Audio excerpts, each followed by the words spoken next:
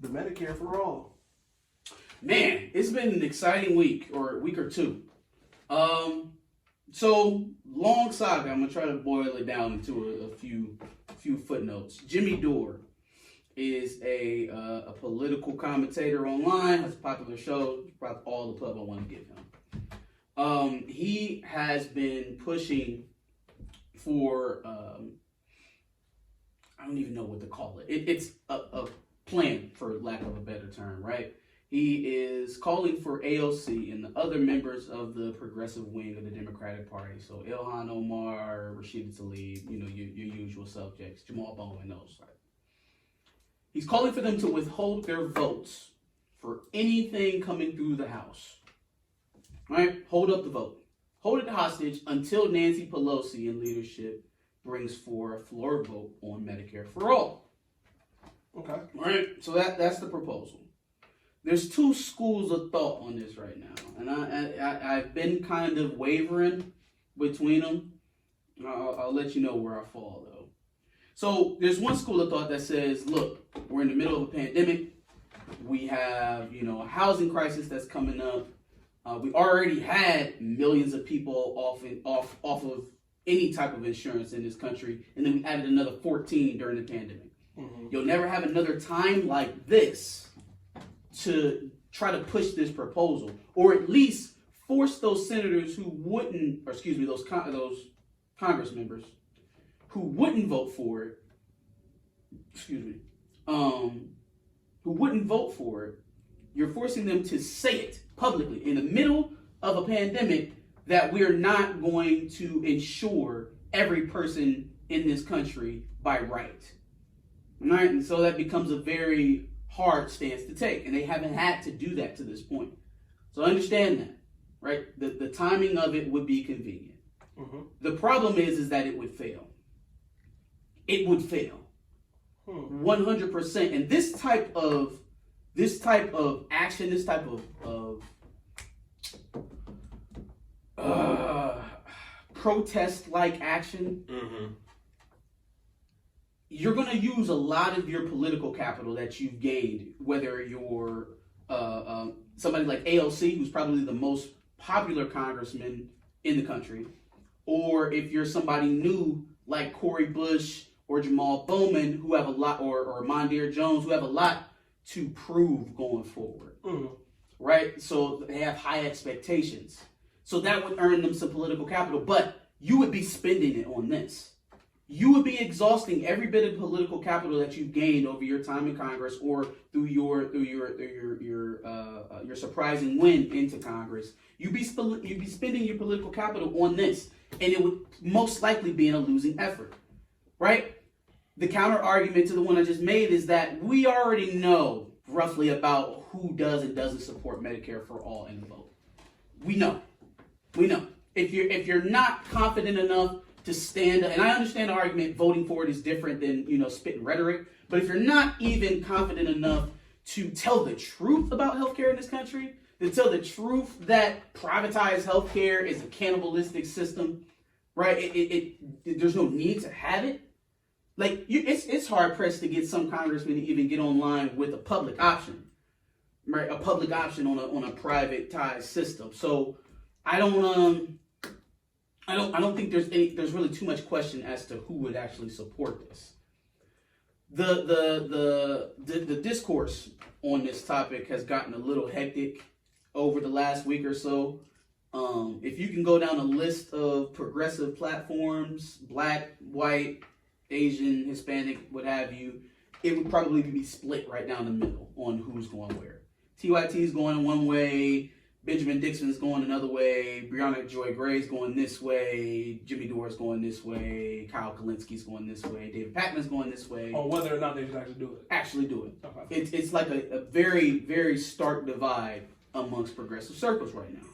But the issue that I'm having, though, is that they're starting to pull out the claws against each other, which I don't. That makes me uncomfortable as a watcher. Well, first of all, fuck Jimmy Dore. I don't give a fuck about Jimmy Dore, but I do give a fuck about Breonna Joy Gray. I do care about Tim Black, Benjamin Dixon, all those guys. Those are some of the people that are responsible for my political awokeness, right? Or my awokeness. That's not a word. My political awakening. Awareness. You know what I mean? Like starting out watching those platforms is kind of where I grew in my political acclimate. And Breonna Joy Gray, I thought, was a really good surrogate of Bernie Sanders, a spokesperson of Bernie Sanders during the campaign. So I respect both of these people. But they're like kind of turning, it's getting personal. You know what I mean? It's personal shit being jabbed. So I don't really want to feed into any of that. It's getting kind of nasty. But just in terms of the argument, I really fall on the side of not doing this now. I understand it's a very enticing argument. It is, and the timing is perfect. Yeah, it's a timing thing. The timing is perfect. We can go another century and never have a moment like this again. Potentially. But I don't know, man. I don't think it's gonna pass. It's not gonna pass. It's not gonna pass because not even all of the Democrats support it, and then Republicans are just probably gonna. And so if they're ignoring it now, if they're not bringing a House vote now, imagine how long it's going to be before you get another chance to get this shit legislated if they crush it.